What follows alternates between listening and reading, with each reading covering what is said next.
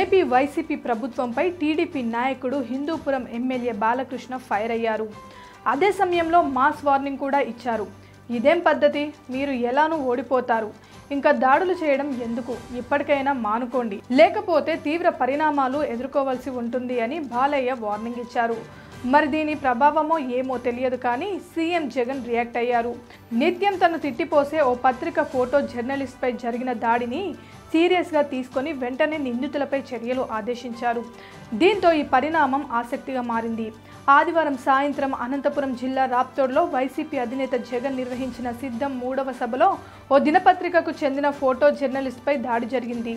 ఈ దాడిలో సదరు ఫోటో జర్నలిస్ట్ తీవ్రంగా గాయపడి ఆసుపత్రిలో చికిత్స పొందుతున్నారు. ఈయనకు అన్ని వర్గాల నుంచి మద్దతు పెరుగుతుంది. అదే సమయంలో వైసీపీ ప్రభుత్వమైన నాయకులపైన విమర్శలు వస్తున్నాయి. సోమవారం ఉదయం నుంచి రాత్రి వరకు కూడా జర్నలిస్ట్కు సంఘీభావం తెలుపుతూ అనేక మంది ప్రకటనలు జారీ చేశారు. అయితే ప్రభుత్వం వైపు నుంచి పెద్దగా స్పందన రాలేదు. జర్నలిస్ట్పై జరిగిన ఘటనపై బాలయ్య స్పందించారు.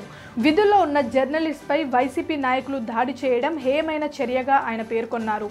రాష్ట్రంలో జర్నలిస్ట్పై దాడులు పెరుగుతున్నాయి. జర్నలిస్టులకు రక్షణ కరువైంది. జర్నలిస్టుల రక్షణ కోసం కఠిన చట్టాలు తేవాల్సిన అవసరం ఎంతైనా ఉంది. ప్రశ్నించే గొంతు నొక్కాలనుకోవడం హర్షించదగిన విషయం కాదు. ఈ ప్రభుత్వాన్ని గద్దె దింపే రోజు మరెంతో దూరం లేదు. ప్రజలందరూ గమనిస్తున్నారు.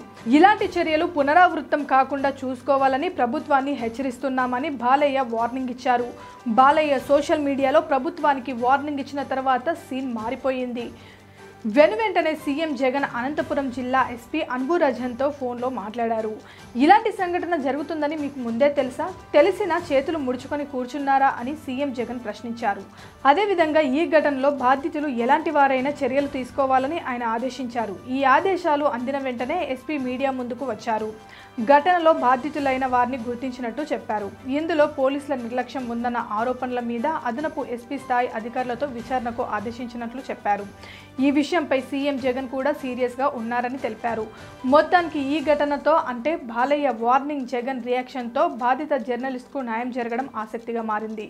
Please subscribe Pragna Media. Please like, share, subscribe to Pragna Media. Pragna Media, please do like, share and subscribe. Please subscribe to Pragna Media. Please like, share and comment if you like the video. Pragna Media.